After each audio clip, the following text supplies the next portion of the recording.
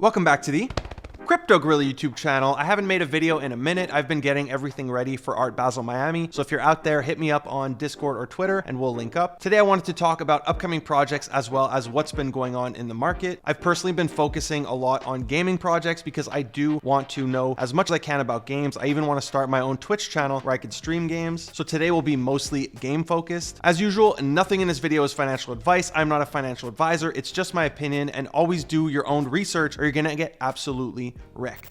So the first project on today's list is called The Beacon. I find this one really cool. I've actually been playing their game every single day. Now this is a single player RPG where you do daily dungeons to unlock loot, and multiplayer is coming in Q2 of 2023. And with the loot you're earning in the game, you could do things like edit your character, or you can even decorate your house. There's also a tavern where you could talk to people, and if you go talk to Igor up here, every single day he's going to ask you a new question. If you answer it correctly, you get even more free loot. Now like I said, it's free to play. However, you currently can mint a character. It's around $40, and this is on Arbitrum using Ethereum. So you are going to have to bridge Ethereum onto Arbitrum. It takes roughly 15 minutes. And I personally minted 3 because they do give some benefits. The other thing is these characters can only be minted during this 3-week period. So I figure if this game actually does end up taking off, people are going to want to purchase these in the future. Now, all the items that you could earn while playing the game are actually NFTs. Again, these are tradable in Magic on Arbitrum, on Treasure Trove. And I did manage to get some rare items that are selling for more than I paid for the characters. So if I just sell them, I basically got my characters for free. And I also have whitelist, and I believe if you minted the founding characters and you have whitelist on that wallet, it is going to give you a reduction in their upcoming mint, which are the pets. Now the pets, in my opinion, look really good. They're right here. It's going to be like a companion in the game, and this mint is happening on December 16th. Now they're going to be doing collabs, they're going to be doing stuff like that for whitelist. However, while playing the game, you can earn yourself some raffle tickets, and if you're lucky enough, you are going to win a whitelist for their pet mint. So like I said, I've been playing this every single day on all 3 of my characters because every single character is only allowed 1 dungeon per day. Once you beat it, you have infinite tries. So I'm really excited to see what they build in the future because what they've built so far is pretty impressive. Next on today's list is Momoguro by Baobab Studios. Now that studio is affiliated with Walt Disney Studios. This project on the board, there are members from Disney, DreamWorks, Pixar, as well as Kevin Lin, the co-founder of Twitch. The CEO is VP of this company, Zynga, and they make mobile games. He's also the head of the Farmville division, and they do actually have animated series that are streaming on Netflix and Disney Plus. So the team for this project is very stacked. Now we weren't really sure what they were doing until recently. They actually just dropped this trailer with here a little caption. Momoguro introduces a fantastic world where you can collect creatures with unique powers, choose which ones fuse with your hollow self avatar, and gain their abilities as you merge together to fight to save Uno. So it does seem like it is going to be a Web3 game. I also saw this thread by Miss Human and NFT Boy. It's a great thread. You should go follow them. And here they talk about the project. Momoguro is an RPG style Web3 game where you can collect momos, battle with others, explore the Momoguro world, and uncover the storyline of the Uno kingdom. He also mentions here, but it looks like it will be a legitimate computer and mobile game. As we saw, Zynga does make a ton of mobile games, so they clearly have the experience. And he also mentions that they could introduce VR and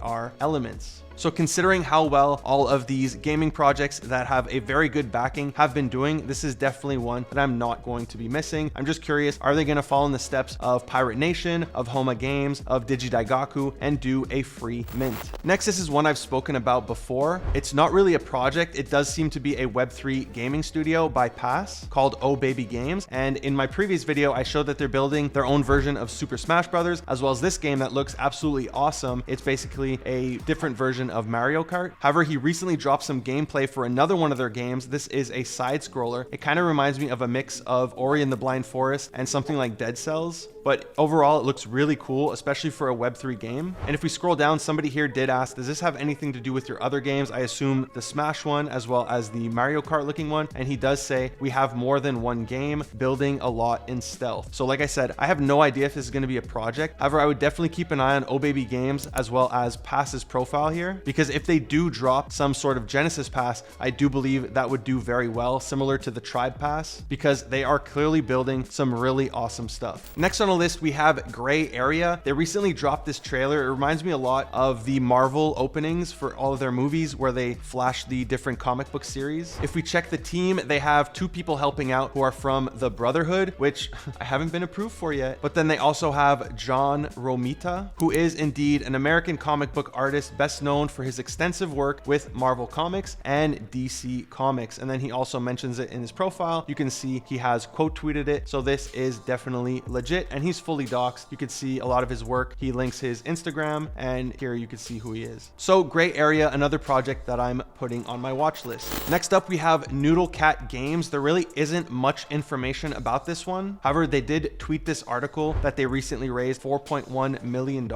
They do have a beautiful website, and if we scroll down, we can see all of their team members. And if we go to David Hunt's LinkedIn page and we scroll down to his work, you can see that he spent over 9 years working for Epic Games, specifically on Fortnite. And prior to that, he worked for BioWare for almost 3 years, where he worked on Star Wars: The Old Republic. So again, no information on what kind of game they're building. However, this is another one on my watch list. And the final game that I really don't have anything on the gameplay side of things, however, I do know stuff about the team behind it, is going to be Eden Genesis. Now, all they've done on Twitter so far is release a couple of pictures. There is no website. However, I do know that this game is going to be VC backed. It's backed by Double Peak, who have invested in a ton of different Web3 projects, games, products, and tools. And I also know that the team is made up of artists, developers, and writers from a ton of different games and TV shows, such as GTA 5, Call of Duty, Final Fantasy, Metro Exodus, Game of Thrones, Walking Dead, and they also worked for Marvel. So that does it for upcoming NFT projects. I did want to talk a little bit about the market because NFTs have been doing very well. There's kind of a double sentiment on Twitter. A lot of people are just really angry, attacking each other. It's really weird seeing this happening on Twitter, but that's what Twitter is. And the other side is getting very bullish on NFTs. We did see some pretty big pumps on pretty much everything Yuga Labs related. A week and a half to 2 weeks ago, Bored Apes were like at 47 ETH. They pumped all the way to 70 ETH. We saw the dogs pumping as well as the mutants. We also had a nice little pump on Azuki, and we even saw some price action with Doodles. Now, a lot of people were talking about this because Alex Becker did go ahead and buy multiple NFTs. One of them he tweeted about was indeed Azuki. So I personally believe this obviously did affect the floor price, even though he's kind of arguing that it doesn't. If you go to his vault, which is ZSS Vault on OpenSea, you could see some of the recent purchases that he has made. He bought a mutant, he bought a Kennel Club, he bought a CryptoPunk, he bought a Bored Ape, and he bought an Azuki. So he has said that he will be making a video on NFTs. A lot of people were kind of upset about this because he dropped a video saying that he's not touching any crypto right now, that we're going to go even lower. And then 2 days later, he drops a video that he's buying NFTs, which you use crypto to buy. So if crypto is going to go lower, wouldn't you just keep everything in stable coins, wait for crypto to tank, buy some crypto, and then buy these NFTs? But like I said, he will be posting a video, so I am looking forward to hearing his opinion and his reasoning behind these purchases. Not that I think he has to explain himself on what he buys, it's his money. As for the recent mints that performed really well, we had Cel Mates. This one did extremely well in my opinion. It did much better than I thought it was going to do. I thought it would be roughly a 2x, and it did a little over a 3x. This minted for 0.33, and it ended up flipping Valhalla, reaching roughly 1 Ethereum. Now, I personally sold mine. I did have whitelist. I minted 2. I sold them. However, I am a very big fan of Macbeth, so I want this to do well. I guess my fear,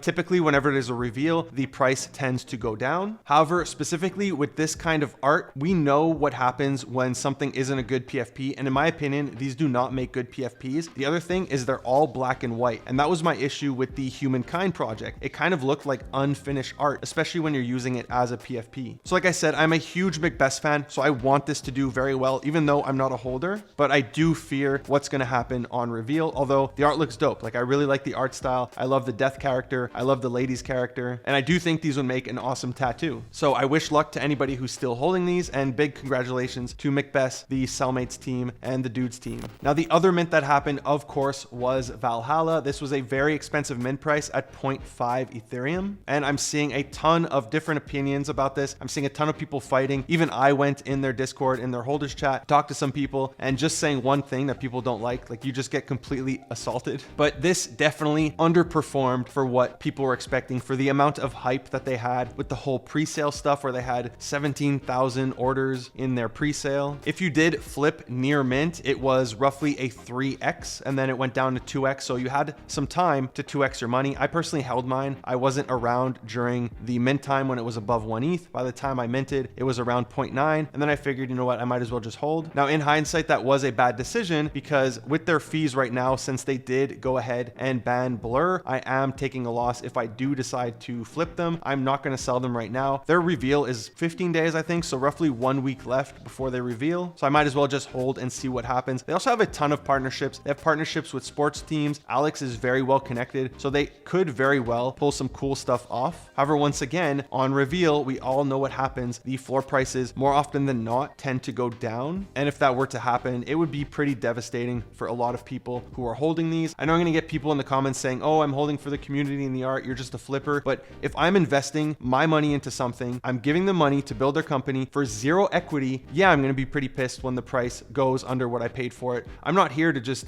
donate my money to somebody to build a company. I'm here to make money myself. So the only person I could be mad at is myself for investing into something. The floor price isn't really their prerogative at this moment. They're just going to go ahead and build. But if you're going to ask people to park 0.5 into your project, you better have big plans to deliver. So they're going to be doing a ton of AMAs. They're going to be discussing the project and allow the community to ask questions. So I'm definitely going to try to join one of those, because I do have a bunch of questions in terms of how they plan to compete against Twitch, because that's their main plan. Right now they have roughly $20 million.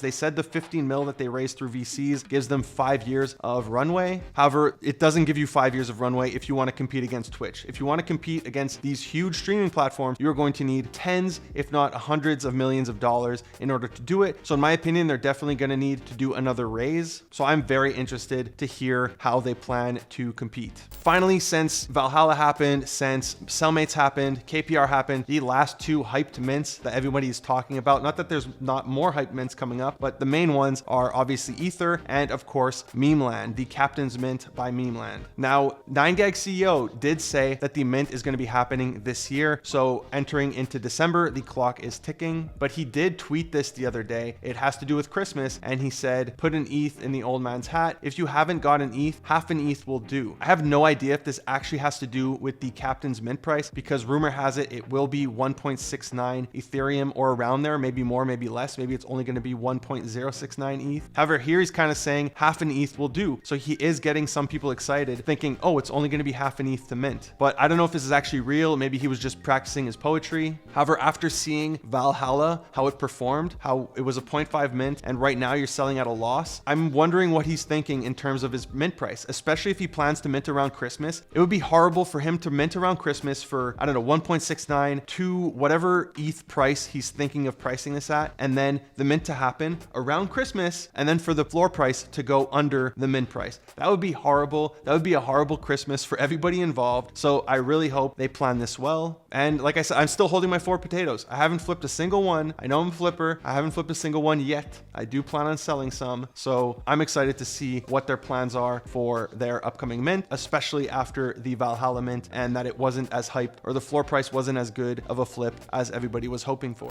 That's it for today's video. If you enjoyed it, be sure to give it a big thumbs up. If you aren't already subscribed to my channel, would you kindly hit that subscribe button, smash that bell notification. Thank you for watching the Crypto Gorilla. Peace.